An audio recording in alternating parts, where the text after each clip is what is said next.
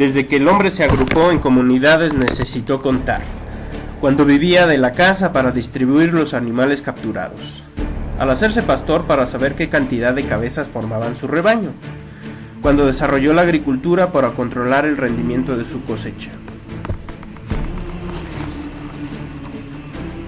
Al principio contaba con los dedos o utilizaba piedritas, cada una de las cuales representaba una unidad. Pero estos métodos que utilizó durante mucho tiempo resultaron insuficientes al aumentar la cantidad y variedad de los productos que llevaba al mercado.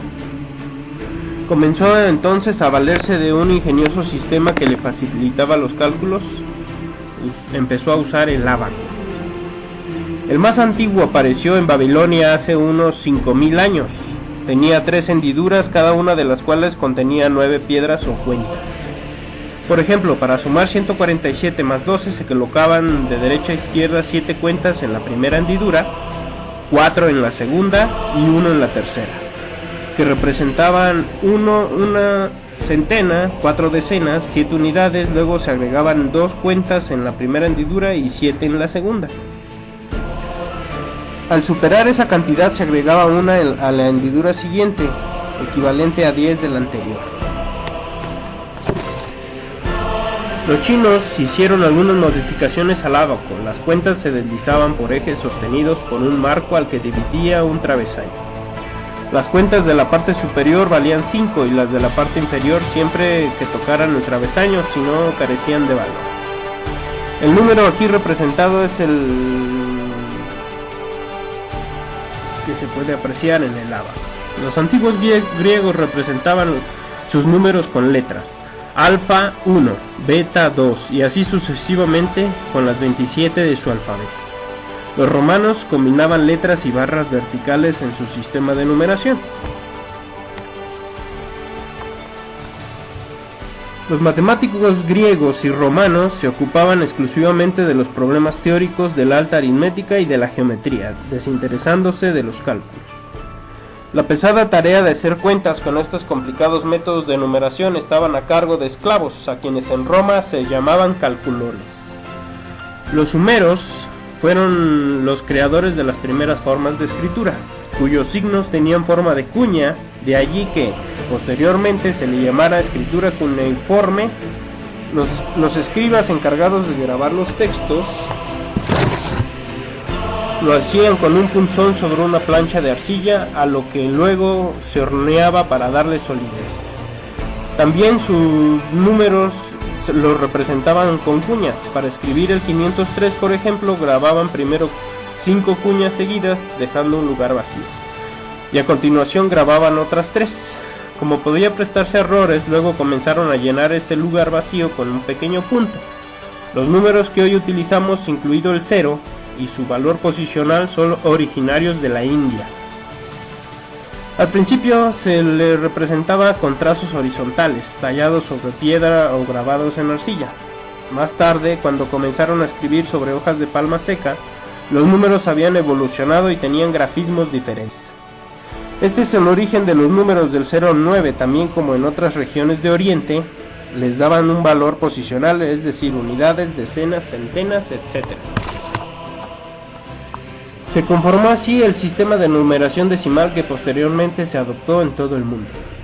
Con esos 10 únicos números y teniendo en cuenta su valor de acuerdo a su posición, se podía expresar cualquier cantidad por grande que fuera, y realizar cálculos de una manera sencilla y sin ayuda del ábaco.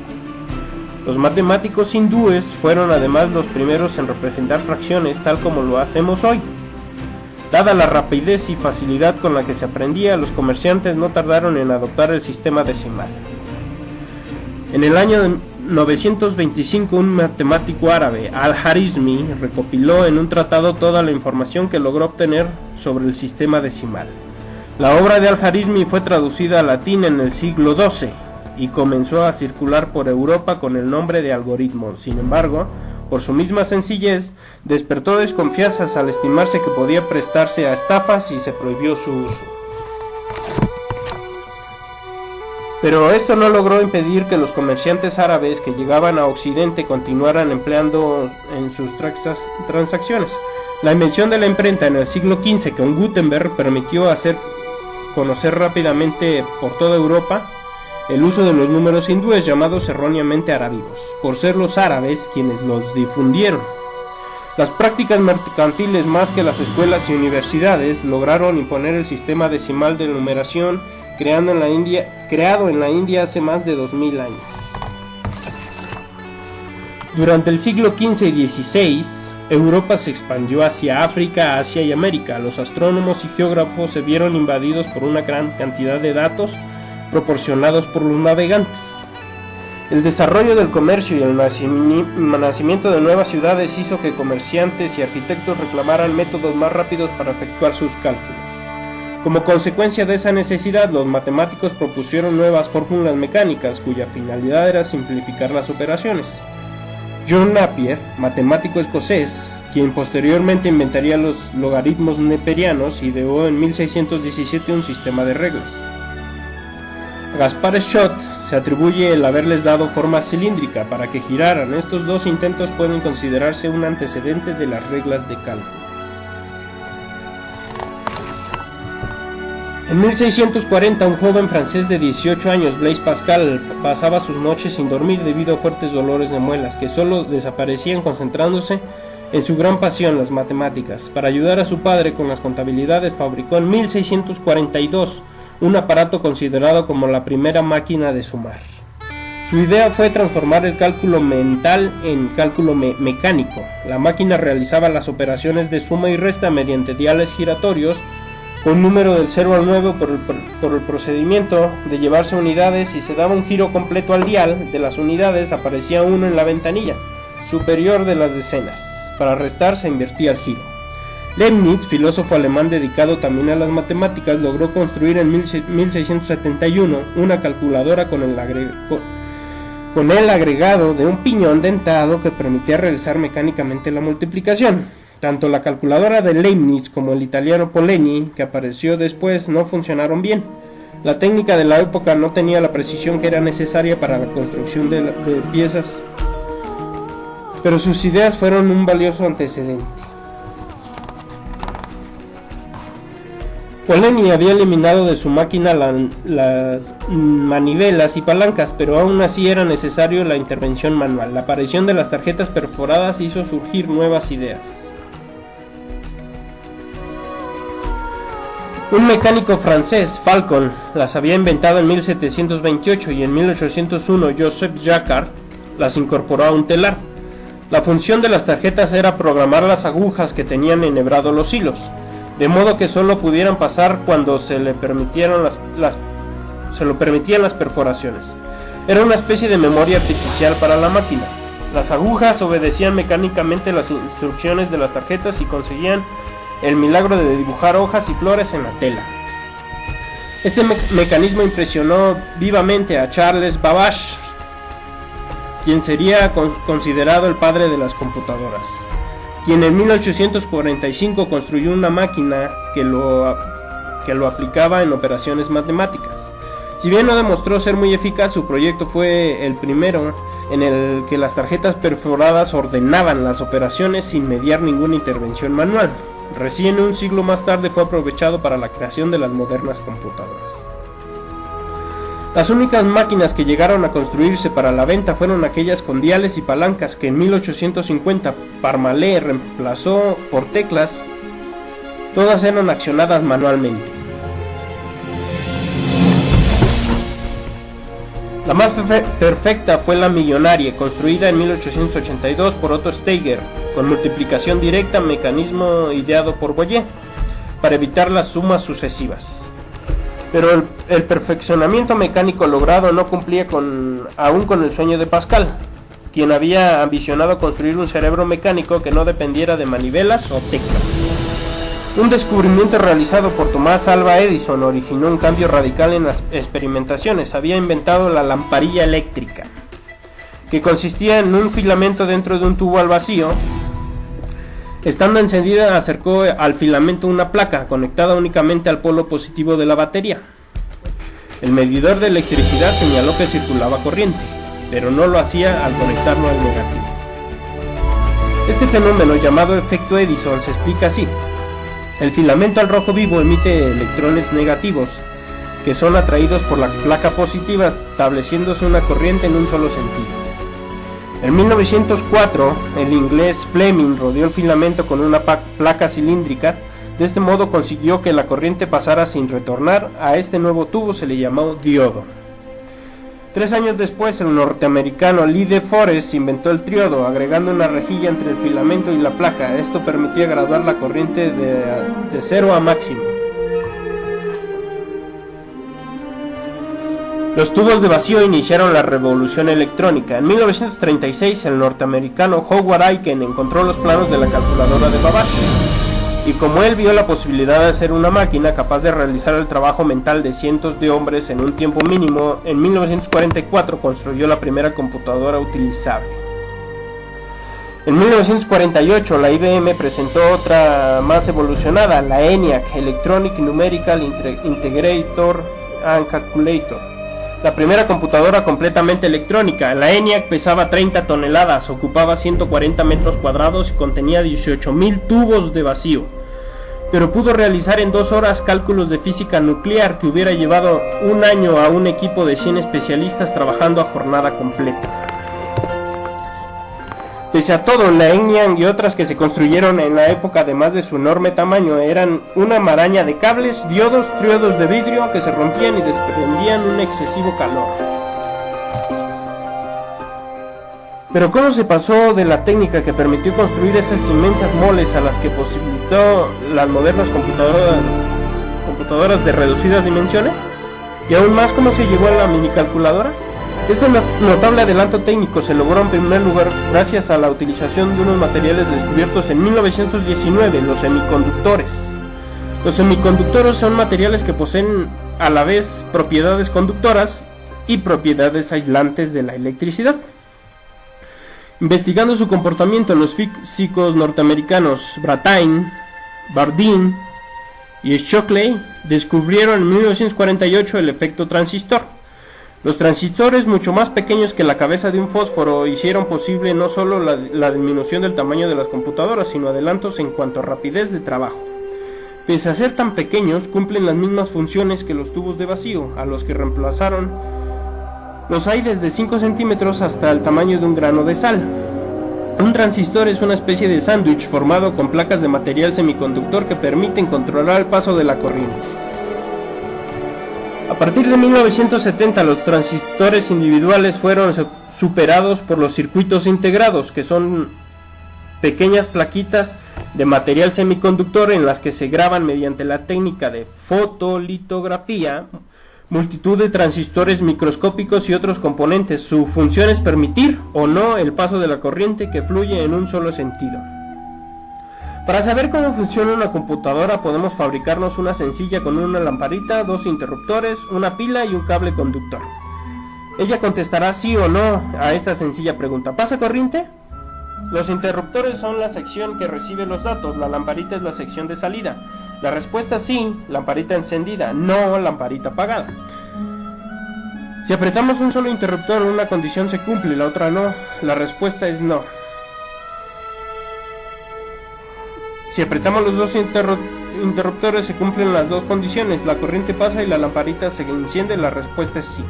Si imaginamos ahora una disposición más compleja, en donde deban cumplirse más condiciones, tendremos la idea básica del comportamiento de una computadora.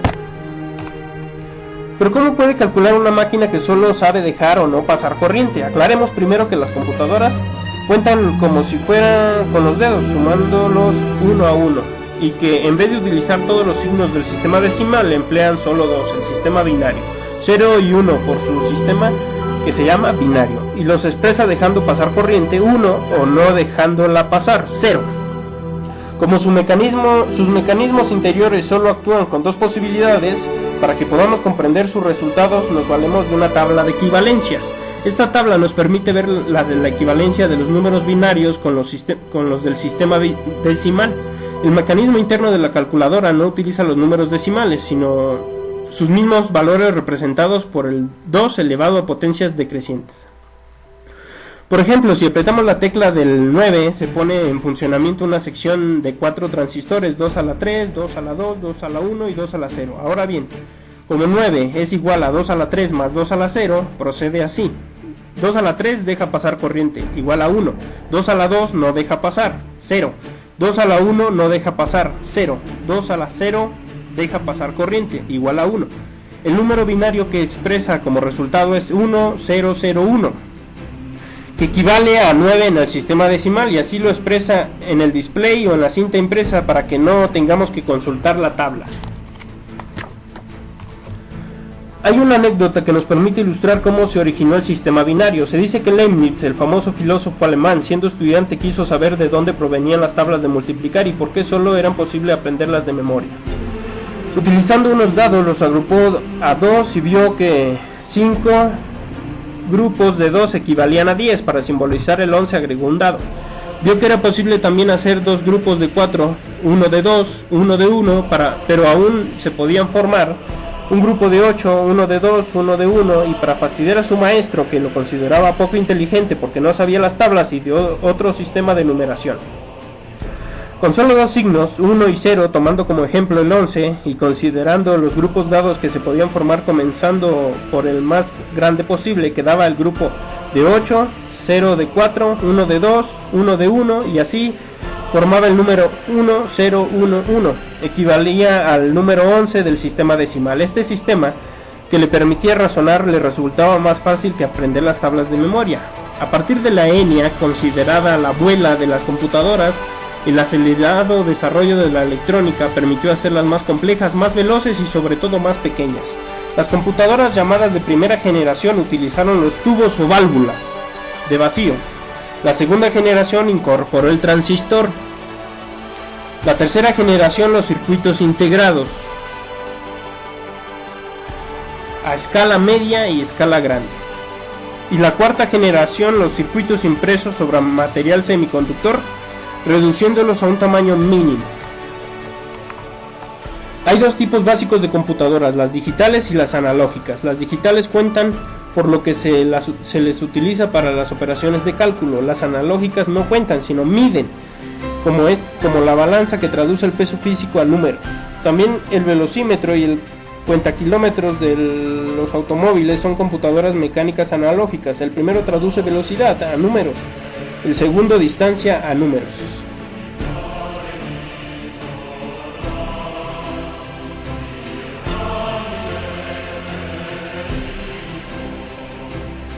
Entre los usos más comunes que actualmente se le da a las computadoras, encontramos que se pueden utilizar como procesador de textos, en presentaciones académicas, para hacer hojas de cálculo electrónicas, como procesador de imágenes, elaboración de planos, del tratamiento fotográfico, para crear correos electrónicos, para tener comunicación telefónica, en la lectura de libros, diarios, revistas, en información bursátil, como visor de videos, investigación de temas específicos, ubicación geográfica de países, identificador de calles, como GPS, como diccionarios, como traductor de textos. Actualmente en las cinematografías se utilizan constantemente debido a que se le da muchos efectos a las películas, como simulador de vuelos, en juegos informáticos, controles de seguridad, en la medicina, para realizar tomografías también utilizan muchas computadoras.